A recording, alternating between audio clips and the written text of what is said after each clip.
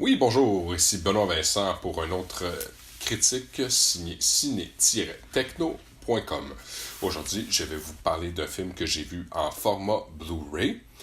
Le titre du film se nomme Pitch Perfect 3, soit en français La Note Parfaite, le troisième volet. Film réalisé par Trish C. Plusieurs acteurs sont dans cette franchise-là.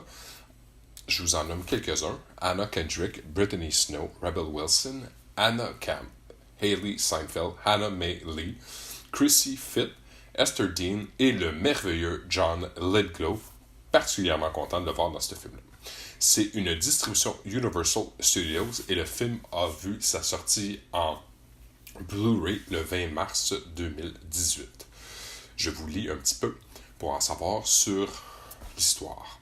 Après avoir remporté le championnat du monde, les Bellas se retrouvent séparées et réalisent qu'il n'y a pas de perspective de travail qui permet de faire de la musique a cappella. Mais lorsqu'on leur offre la chance de se retrouver une nouvelle fois sur scène pour se retrouver à l'étranger, ce groupe de nerds décide donc une dernière aventure musicale. Ils vont se joindre à la tour USO. Stacy, enceinte d'une fille de 8 mois, devra rester derrière, pendant que le reste du groupe vont rejoindre le USO. Le père de Amy, la baleine, kidnappe les Bellas. Amy et Becca sont donc épargnés, permettant de délivrer les autres en provoquant un incendie sur le yacht où les Bellas sont retenus. Ce n'est pas le groupe entier des Bellas, mais seulement Becca qui sera sélectionnée pour chanter avec DJ Khaled. Elle réalise son premier solo, puis convie le groupe des filles sur scène pour chanter Freedom 90 de George Michael. Je suis un amateur de cette série de films-là, Pitch Perfect. J'ai été ébloui la première fois que j'ai vu le film, le premier. Et puis, je vous avoue que ça l'a pas arrêté. Le troisième volet nous amène vraiment vers une fin de ce chapitre-là, fin de cette histoire-là. J'espère secrètement à l'intérieur de moi qu'il va y avoir un quatrième film, mais de la manière que ça se termine, on a vraiment l'impression là, qu'il y a une boucle qui est fermée. J'ai toujours apprécié, et je l'apprécie encore plus à l'intérieur de ce film-là, toutes les scènes musicales, les chorégraphies, les chansons a cappella qui nous sont présentées. Même qu'à l'intérieur de ce film-là, on va venir ajouter des instruments musicaux, dis-je, pour les adversaires, dans le fond, des Bellas. Drôle, cocasse.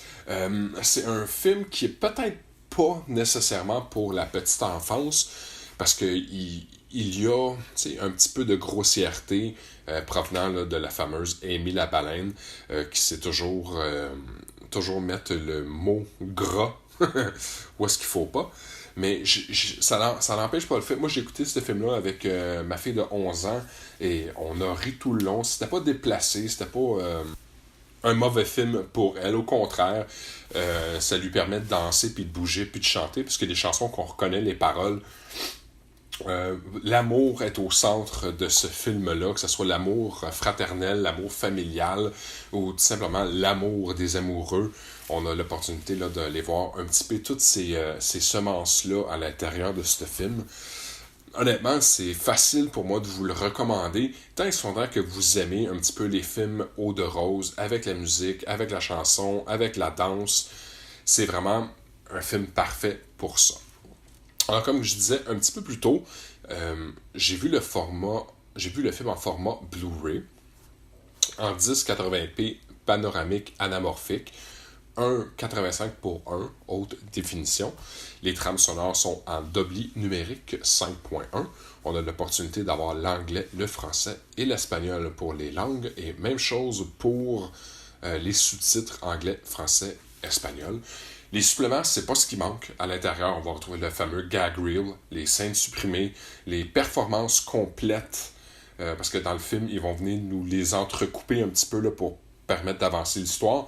Mais à l'intérieur des scènes supplémentaires, on retrouve vraiment là, chacune des prestations au complet avec la musique, la chanson, vraiment à son état final. C'est vraiment spécial. On a aussi l'opportunité de voir The Headliner DJ Khaled, qui est un artiste populaire contemporain. On se souvient que dans le Pitch Perfect 2, on avait l'opportunité de voir Snoop Dogg se joindre à la fête. Cette année, ben, ça a été DJ Khaled et aussi le featurette Don't Mess with Rebel, dans le fond, là, qui est Amy la baleine. Elle a l'opportunité d'avoir vraiment là, des scènes d'action assez époustouflantes à l'intérieur de ce film-là. Alors, c'était vraiment génial là, de voir ces scènes-là entrecoupées puis de la façon dont ils se sont pris pour faire les scènes d'action sur le bateau. En conclusion, j'ai vraiment beaucoup de plaisir à écouter ce genre de film-là et encore plus à vous le recommander. Intelligent, drôle, cocasse, entraînant.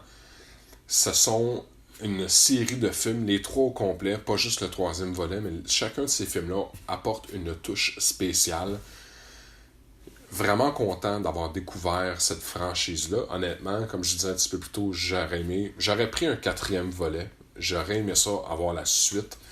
Mais je crois pas que c'est quelque chose qui va nous être offert, ou du moins pas avec cette équipe-là.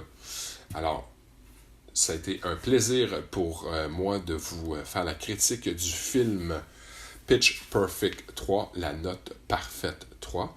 Mon nom est Benoît Vincent pour un autre critique signé ciné-techno.com.